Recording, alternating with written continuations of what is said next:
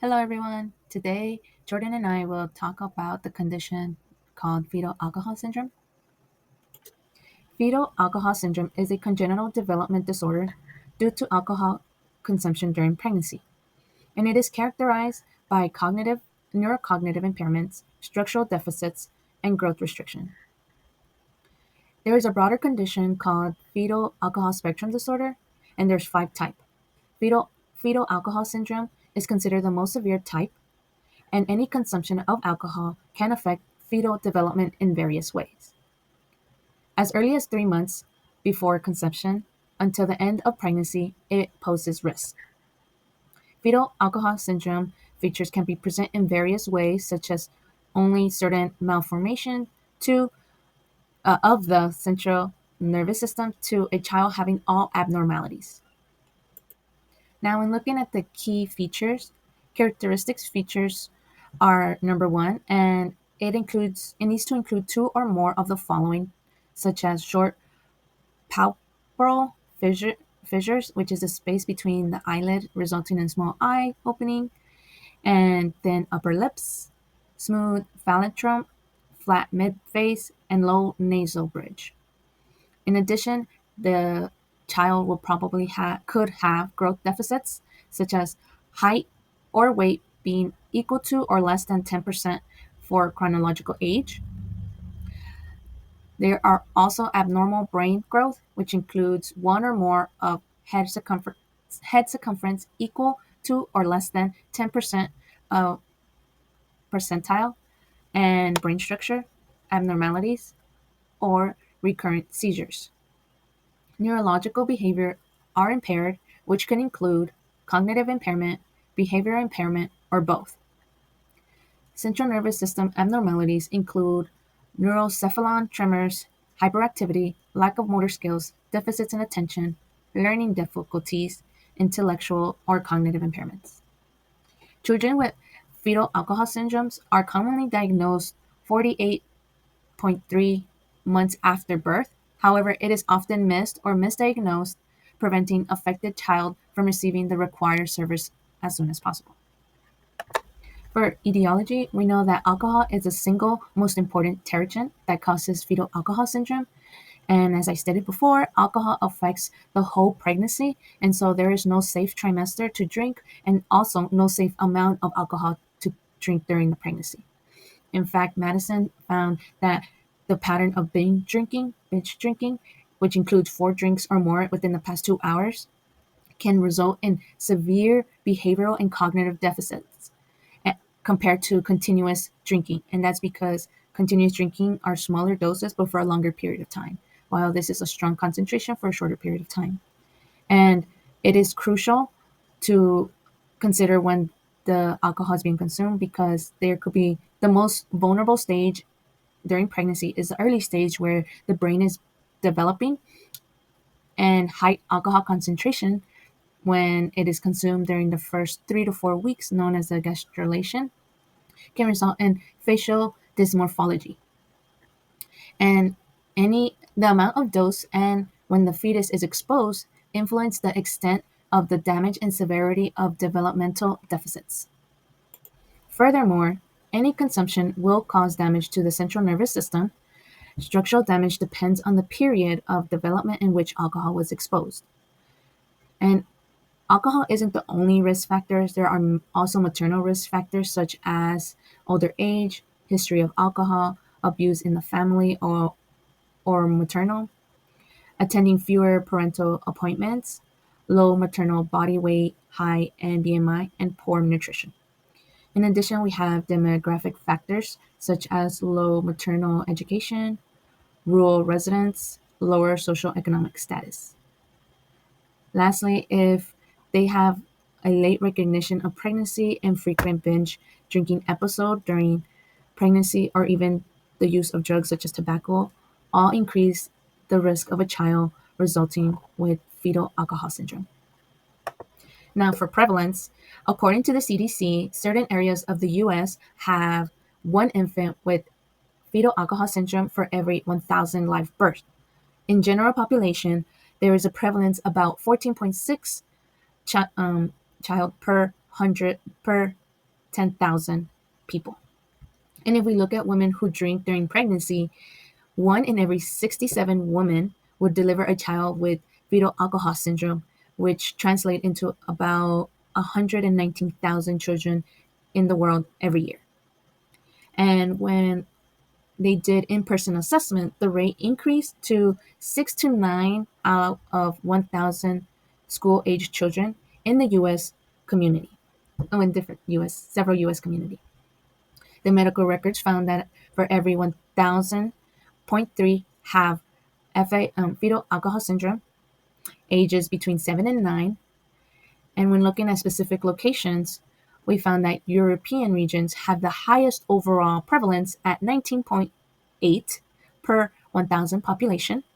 And Korea, they have about 18 to 51%, 0.51% in general schools. Now, when discussing about clinical symptoms, fetal alcohol syndrome present a range of symptoms from cognitive impairment, behavioral issues, sensory process, language delay, emotional regulation, and executive function that impact various occupations in daily life. Attention, for example, can have a client with AFS have slow reaction, which can affect completing homework and focusing during class, which is part of formal education. In addition, play is affected because a client will struggle with multi-step processing, which limits them during setting up a board game or playing pretend, and this could impact their ability to engage in structure or cooperative play. A child with fetal alcohol syndrome may experience deficits in motor skills, in which fine motor skills will affect client to independently button a shirt or a jacket with zippers, and a client could have poor hand-eye coordination, which would impact self-feeding with a utensil frequently spilling food. Executive function is impact, such as working memory, and it can make it hard for the client to remember the steps of grooming task during performing, in which they may repeat or skip a step to washing their face or applying deodorant. It also greatly impacts the client if they are impulsive, such as when they are socializing with peers, they can have impulsive emotional reaction during play or a family reunion. And another important thing to note is sensory process that could impact a child with fetal alcohol syndrome. If they are hypersensitive, then a bath would be difficult to complete because they are sensitive to water temperatures or the texture of the soap, and even washing their hair can cause distress. And if the client is hyposensitive, then they may want to seek out intense sensory experience like rough and tumble play, and it could be unsafe if they are too rough and not know how to take care of their body. Okay, so for the medical management for FAS, the first thing that we got to go into is birth defects. So sometimes these birth defects cause the need for surgery, such as a cleft lip, also like heart issues. But this is not too common. The main two categories that we want to focus on is the pharmacological and non-pharmacological medical management of this disorder. So first off, we need to go over the common comorbidities, which is ADHD, depression, anxiety, PTSD, conduct disorder, receptive language disorder, intellectual disability, and expressive language disorder. So the treatment of FAS is used through choline supplements and neuroleptics, and the treatment of comorbidities is stimulant medication, SSRIs, and tricyclic antidepressants, which I'll talk about in the next slide. So if someone to go over the comorbidity medication for ADHD, depression, and anxiety, those being stimulant medications, SSRIs, and tricyclic antidepressants. Stimulant medications, some examples are Ritalin and Adderall. The ADHD medication is just to help treat the hyperactivity. Side effects include appetite changes, insomnia, abdominal pain, nervousness, mood changes, psychosis, and headaches. All these can interfere with your occupational therapy session. So things like mood changes can definitely interfere with the participation in the OT session. SSRI, some examples are Lexapro, Zoloft, and Prozac. Some side effects are agitation, indigestion, dizziness, headaches, insomnia, and blurred vision. Blurred vision, agitation, and dizziness, a lot of these can be safety issues that you got to look out for in your OT sessions, which can make it difficult. Same with the tricyclic antidepressants, the headaches, disorientation, blurred vision, and nausea. Blurred vision, disorientation are also like safety risks, just like in SSRIs that can definitely hinder OT sessions. The two that treat FAS are choline supplements and neuroleptics. So choline supplements, they help. They're actually shown to improve explicit memory, which is good for these clients because they do have memory issues. The side effects include sweating, diarrhea, fishy body odor. Clients with diarrhea and sweating, they probably wouldn't want to participate in OT sessions. Neuroleptics are antipsychotic medications. They actually have been shown to improve self control, assertion, and decrease problem behaviors. Some side effects are weight gain, drowsiness, and blurry vision, just like the ones up above. Blurry vision and drowsiness. Drowsiness can decrease participation, and blurry vision can be a safety risk. Okay, so for the role of occupational therapy to treat FAS clients, the first thing that a lot of occupational therapists do is sensory integration therapy. This is targeted at their hypo and hypersensitivity. So they use tactile interventions, some proprioception interventions, some vestibular interventions. Pretty much all the sensory motor equipment that we utilize in class can be used here. Things like swings and scooter boards and bolsters, things of that nature. Cognitive behavioral training. This is pretty much retraining your brain into putting more positive outlook on life. It has been shown to improve self-regulation and brain development in kids with FAS. Motor skills training is very important. Fine and gross motor is impairments is a big issue for FAS clients, and play involving physical activity has shown to have been very beneficial for them to improve these fine and gross motor activities.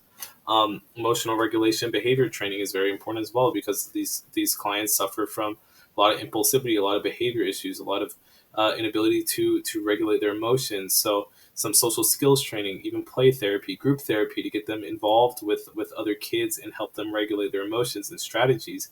Even computer games have been seen to have simulations of emotional regulation situations that they could train to become better on. School based is very important because all these symptoms that these clients suffer from affects their school performance, things like memory, all their motor skills, their attention issues. This makes it hard for them to perform in class and in PE and interact with kids at school. Early intervention is very important because this is a developmentally delayed group. So reaching their milestones, especially giving caregiver education to these parents to know what they're in for and how they could better help their child. So these are some assessments that occupational therapists can perform on children with FAS. These measure a variety of things, such as the motor functions for the BOD, self care skills for WeFim, Minnesota handwriting assessment, school functioning assessment. Those are both kind of centered around school activities, and SPM2 is for their sensory issues. So some approaches to interventions that OT should use is to modify. It's our job to modify, adapt the task, change the environment, help these clients improve their occupational performance. We use visual cues.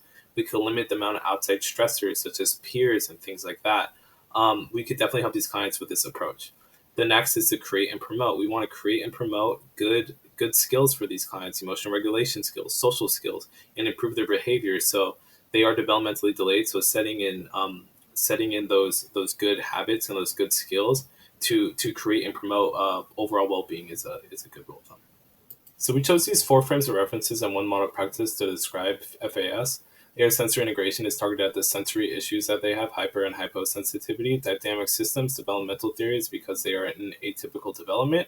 Biomechanical frame reference is targeted at their motor skills, fine and gross motor deficits. Family-centered care is the model of practice that we chose because it's very important for the caregiver or parent to be involved in their child's journey through this. It'll cause a great positive change for them. Cognitive behavioral frame of reference is kind of the relationship between thoughts, emotions, and behaviors, and they have impulsivity and behavior issues and emotional regulation issues. So this is a very good frame of reference to implement. So there are other therapies that help FAS clients. The first being applied behavior analysis therapists or ABA therapists. They help with things such as, like I mentioned here, a source said verbal behavioral treatment programs. But these clients do suffer from behavior issues, so this is a very important therapist that can help them out. Psychologists are kind of similar to OTs in the fact that they sometimes run group therapies and help with social friendship skills and emotional regulation, things like that. Physical therapy is very important because they help with early intervention and they do deal with motor deficits like we do, but just not in relation to occupations. So the prognosis for these clients, the first being employment. So most of these clients have a very hard time finding employment. Their cognitive issues, transportation behaviors makes finding and maintaining a job very, very hard. A lot of people describe a lot of discrimination towards them, and there's also risky behaviors that these clients represent, which causes it hard for them to keep a job. Education it is found that they struggled a lot. They had a lot of daily challenges at their school. They struggled academically. They had to be placed in special classrooms, and it was very important for the academic success to be put in these special classrooms. And they also said that the education system, it lacked a lot of support for these clients. And the justice system, they do have a higher incarceration rate. There's a lot of struggles with, they just have struggles with authority, so they end up in trouble a lot. So, and they also, the impulsivity causes increased risk behavior, things like stealing. So they do end up incarcerated a lot. So the quality of healthcare for these individuals is very far down. So healthcare workers actually felt that most of their focus and their training has been on prevention of prenatal alcohol exposure rather than actually treating FAS. So they're always reluctant to diagnose this condition. Lack of funding even shows that they don't even know if it's very beneficial for these clients. This FAS definitely increases the caregiver burden. There's a lot of increased burden. There's concerns about, the caregivers have concerns about their child's future and support. McRae had a quote when asking one of the participants about a peer support network group that they were trying to implement, and the caregiver thought that that would be awesome, and that it would have been awesome to have support that they didn't have any, and it was really hard for them to raise their child. Social isolation, they can't make a lot of peer relationships, and school's very hard. With all the social aspects that go on in school, it's very hard to make friends. Financial, it's a big financial burden. The estimated cost is about $2 million over their lifespan. So very heavy financial burden. Life expectancy of these people is only 34 years, and the leading cause of death is mainly due to external factors such as risky behaviors and suicide. So it's not even to biological issues. It's more due to their risky behavior. So this is our case study. Jackson is a 7-year-old African American boy diagnosed with fetal alcohol syndrome at the age of 3. He lives with his mother, Carol, in Spokane, Washington. They live in a small one-bedroom apartment and attend Catholic church every Sunday. He was referred to occupational therapy due to concerns about his motor skills, sensory processing, attention issues at school, and executive functioning. Jackson struggles with fine motor tasks like writing, cutting, and tying shoelace. He also struggles with balance and coordination, making it difficult for him to engage in physical activities and keep up with his peers in PE. He exhibits executive functioning deficits such as trouble with task or organization, following multi-step directions, impulse control, which often leads to frustration. Jackson exhibits sensory sensitivities to food textures and clothing, becoming easily overwhelmed. He enjoys playing with toy cars, helping his mother make Nigerian cuisine, and listening to music. He attends a special education classroom with support from an aide. His outpatient OT sessions focus on improving motor skills, sensory regulation, attention in school, and executive functioning to enhance his independence and participation in daily life. So this is Jackson's present level of performance. He has difficulties with executive functioning from his FAS. When dressing, he often forgets the order of clothing items, sometimes putting on his shoes before his socks or forgetting to zip his jacket. During playtime, Jackson has difficulty following multi-step directions and managing frustration. He gets frustrated in games that require turn-taking like baseball. He often acts impulsively, interrupting others and becoming upset when things don't go his way. This makes social interactions with peers challenging. Jackson has a hard time paying attention in class, often being caught daydreaming and not hearing the teacher's instructions. He also has a hard time with fine motor control, which affects his handwriting, scissor skills, and hand manipulation skills. He often takes extra time to get ready in the morning due to his inability to tie his shoes. So the occupations we chose is education, formal education, participation, and more specifically handwriting in school. So Jackson lacks control of voluntary movement, which shows in his fine motor control. He lacks touch functions, which can be seen in his hypersensitivity. He lacks higher level cognition because of his executive functioning issues and his inability to plan and organize handwriting and mental functions of sequencing complex movements. So he doesn't have the mental capacity to sequence the complex movement of that handwriting is. Performance skills involves moves, lifts, calibrates, and flows. He has a hard time moving, lifting, and putting enough pressure and flowing in a normal and smooth motion due to his lack of fine motor control. The second occupation is play participation, more specifically social play with baseball. So the client factors is going to be higher level cognition because he lacks that judgment, interrupts and lacks insight. Emotional, he has a large range of emotions due to his impulsivity and frustration. Psychosocial, because he lacks interpersonal skills by interrupting, getting frustrated and not taking turns. Temperament, he's not emotionally stable and doesn't have self-control. For performance skills, he chose expresses emotions. He's not socially appropriate in the way that he expresses his emotion. Empathizes, he does not show a supportive attitude towards peers and does not understand their feelings. Accommodates, he cannot prevent ineffective or socially inappropriate social interactions from persisting or reoccurring. And regulates, he demonstrates impulsive behavior. And these are our references. Thank you so much.